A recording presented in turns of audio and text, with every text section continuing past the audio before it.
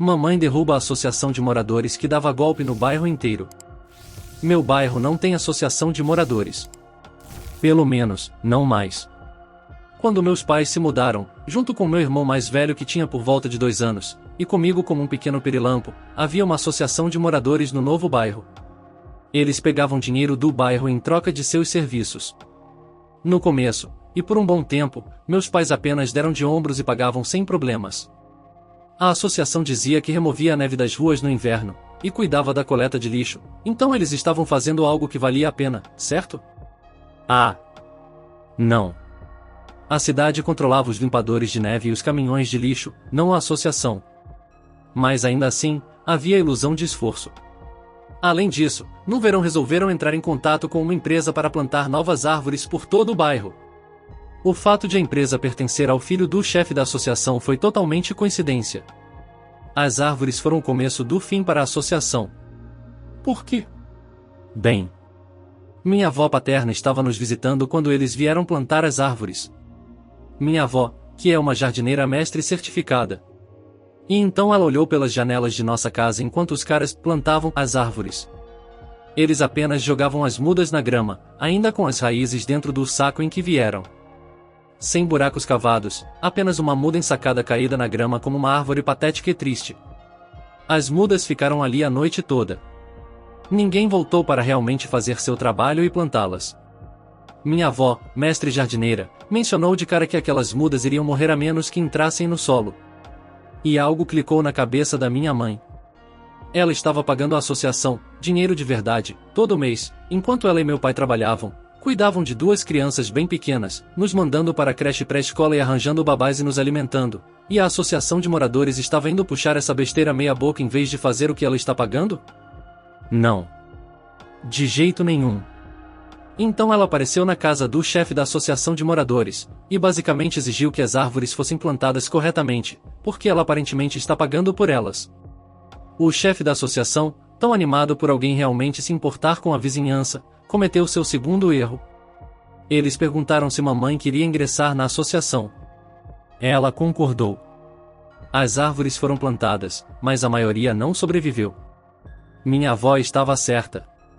Em primeiro lugar, minha mãe apareceu na próxima reunião da associação. Havia 5 pessoas lá. Não é à toa que eles pediram a minha mãe para entrar, eles precisavam desesperadamente das pessoas. Então mamãe olhou para essa coleção de pessoas, e descobriu que eles nem pagavam dinheiro para a associação como o resto do bairro, só por fazer parte da associação. Todos os contratados, que a associação chamou para prestar serviços, eram parentes próximos de outros membros da própria associação e eles nem eram pagos pela associação. Afinal, eles são uma família.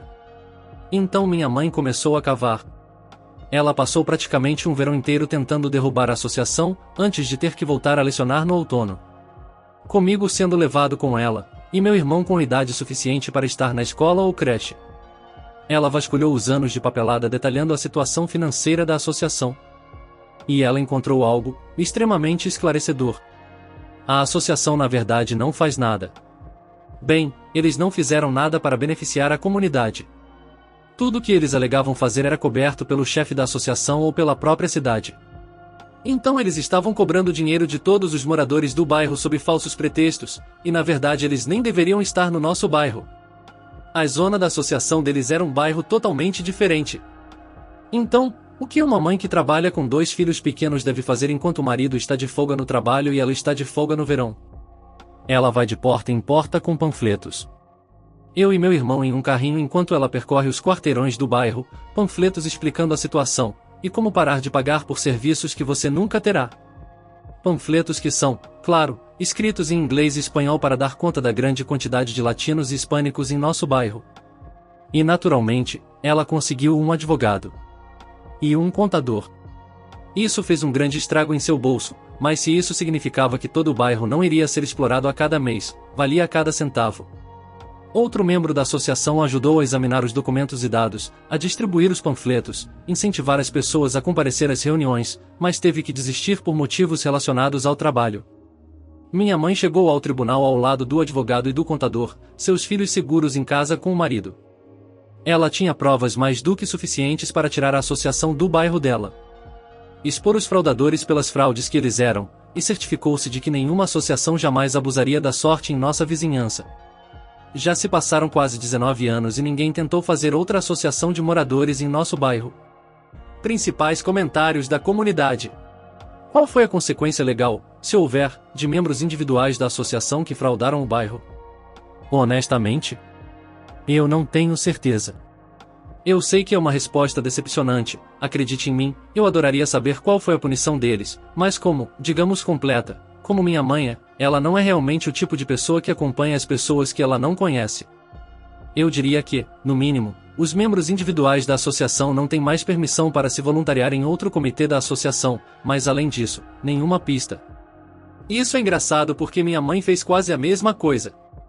Ela ficou chateada com a associação, juntou-se a ele, praticamente usurpou os babacas no comando e ela e nosso outro vizinho se tornaram presidente e vice. Cara sorrindo com lágrimas de alegria foram de porta em porta com panfletos detalhando mais decisões e coletando assinaturas para uma reeleição.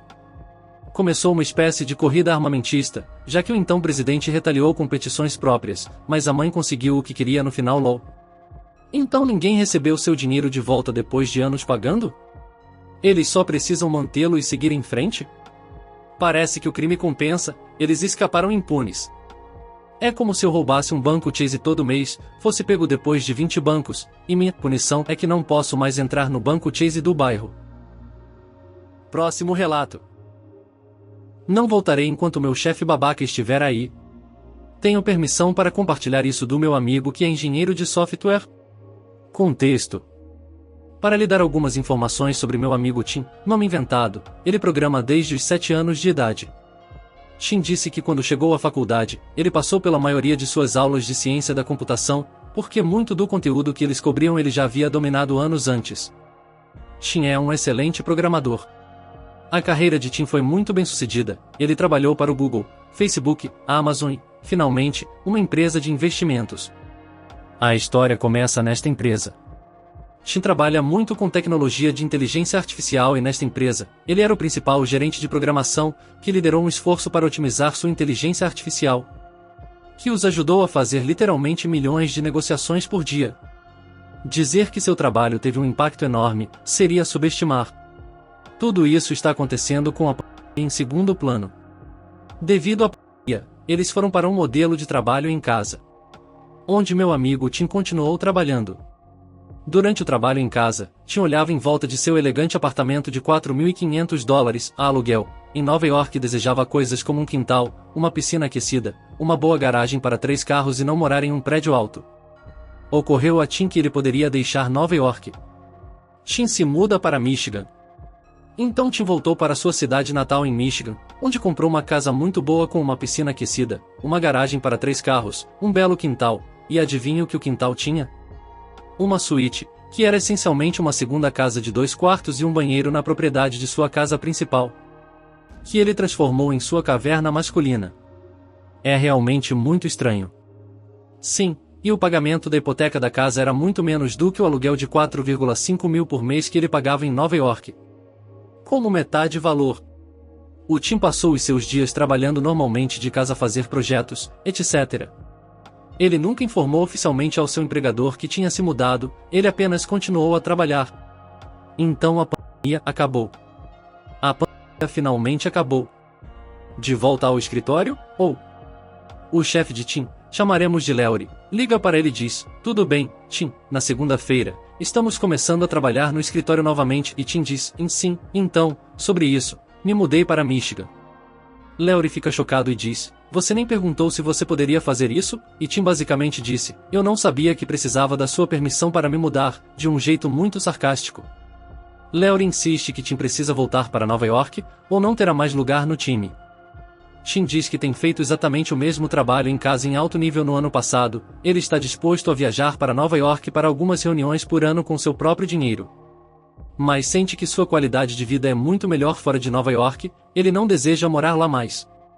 Ao que Leury disse que se Tim não deseja morar em Nova York, ele não deseja manter Tim como seu empregado. Agora, querido Reddit, o que você acha que um talentoso programador sênior com mais de uma década de experiência, especializado em tecnologia de inteligência artificial, vai dizer a uma resposta como essa? Se você está pensando que ele desistiu, você estaria absolutamente certo de que ele desistiu. Manter um código complexo pode ser difícil. Agora, qualquer pessoa que tenha feito qualquer programação sabe que às vezes a melhor pessoa para manter o código é a pessoa que o escreveu. Há lógica, há processos de pensamento, há tanta coisa envolvida na programação que pode ser tão individualista que pode ser difícil para alguém assumir uma base de código que não escreveu. John, CEO, entra em cena. 6 semanas se passam, quando John liga para Tim. John é o CEO da empresa de investimentos. John faz com que Tim concorde em considerar voltar, então é quando John sugere que se vejam em Nova York e conversem pessoalmente. Tim, entretanto, ligou o interruptor e disse, e não, que tal você voar para Michigan e discutirmos isso? Tim disse que disse isso porque queria estabelecer que se ele voltasse, seria ele trabalhando em Michigan. E se ele fosse falar sobre seu emprego, seria em Michigan. John concordou e 2 dias depois voou para se encontrar com Tim. Tim se sente e John diz que eles realmente precisam dele, porque ele agregou muito valor para a organização, e a equipe de programação está mal sem ele. John oferece a Tim a oportunidade de voltar com um corte de 20% no salário, já que ele não vai morar em Nova York e John chamou isso de ajuste de custo de vida. Ao que Tim respondeu, e não, quero um aumento de 15% acima do que estava ganhando.